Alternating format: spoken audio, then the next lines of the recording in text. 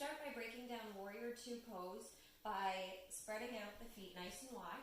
We're going to inhale, reach the arms up overhead, and then exhale to hinge forward at the hips, keeping a nice long spine here. So this reduces the rotation coming from the lumbar spine and the pelvic area, and truly gets into that external rotation of the hip to find your Warrior Two. So turn that left toe out. Hold that foot position as you unhinge from the hips, taking the hands to the hips for a moment.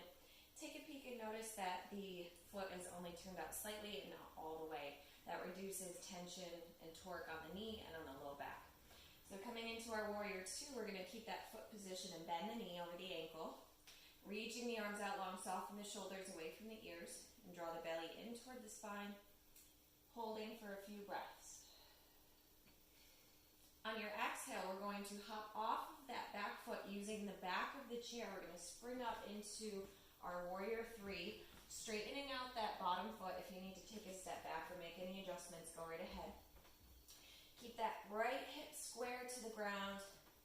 Nice long line from the crown of the head to the heel. And draw that belly in to flatten out the low back. Once you get that stability, loosen the grip in the toes, and then turn to reach the arm up for half moon. So using the chair helps you gain that stability in that standing leg. Eventually you can progress to coming away from it. And as you exhale, unwind coming back into Warrior Three. Inhale, reach it up, half moon. Exhale, rotate back down, Warrior Three. And then we can take that 2 more times on this side. Just getting that rotation in the hip. And then as you exhale, go ahead and bend that knee, taking the sole of the foot to the inner shin or the inner thigh, hands to heart center for tree pose. So with tree pose, we're pressing that knee to the back of the room, lifting up and out of the hip on the standing leg.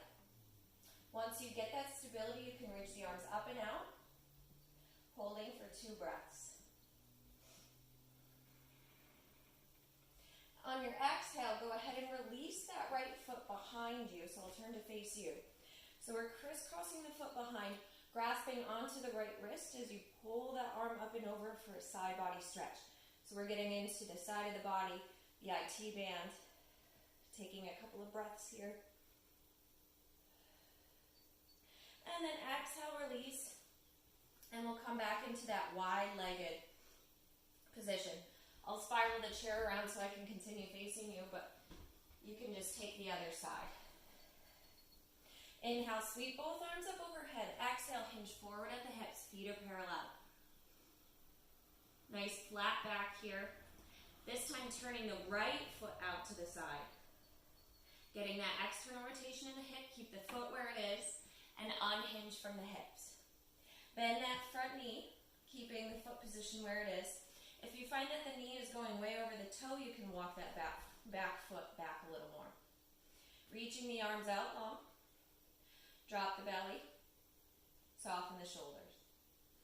Feeling that strength creating throughout the front of the thigh. 2 more breaths.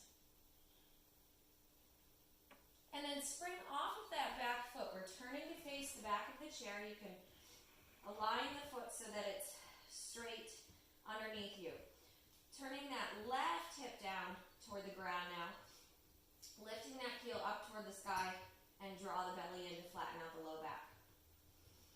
Exhale, rotate, coming into half moon. Really lifting that leg up toward the ceiling. You should feel that on the outer hip. Exhale, release to unwind, Warrior Three. Inhale, lift up. Exhale, release. 2 more. Inhale, lift up. Exhale, release. Last one. And release. Taking the sole of the foot to the inner thigh or shin for tree pose. Grounding down into the sole of the foot. Back of the knee presses to the back of your mat. That's going to turn on the outer hip muscle. And then we're lifting up and out of that standing leg, taking both hands to heart center, holding for 3 to 5 breaths.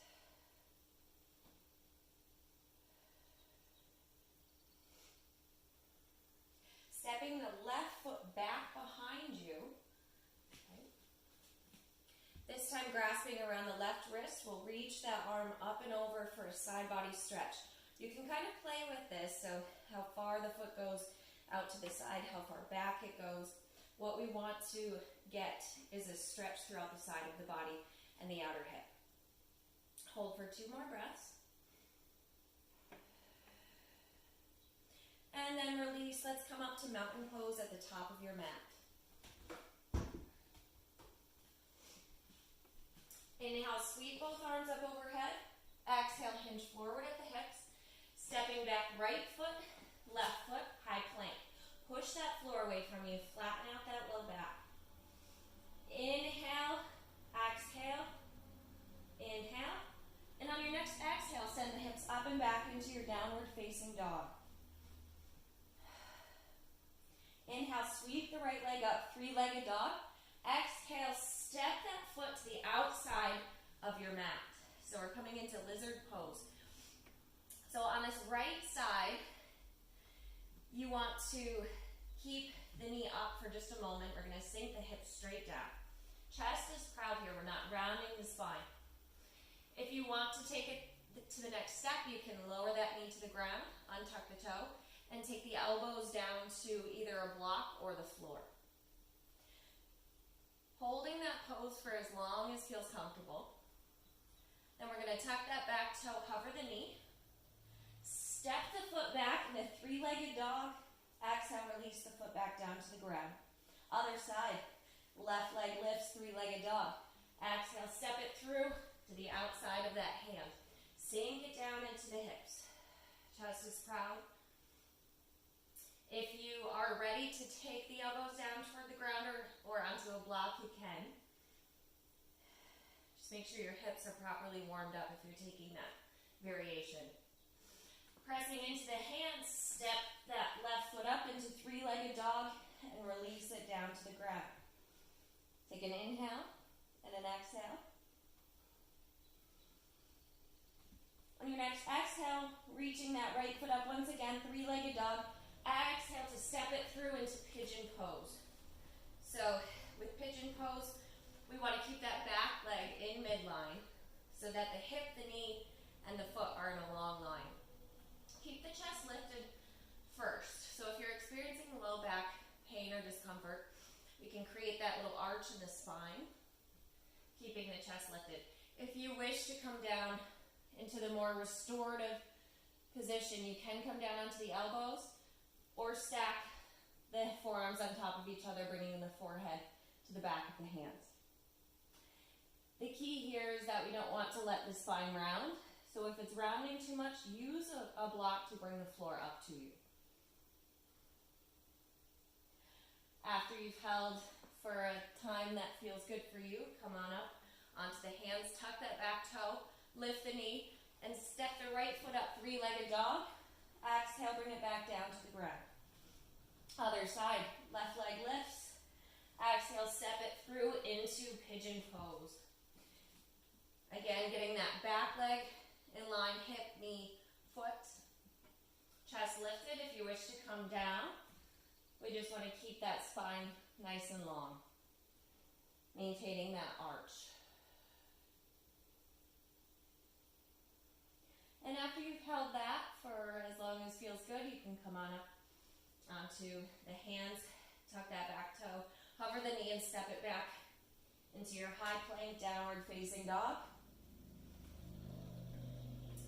And that is a nice little flow for your low back, your hips.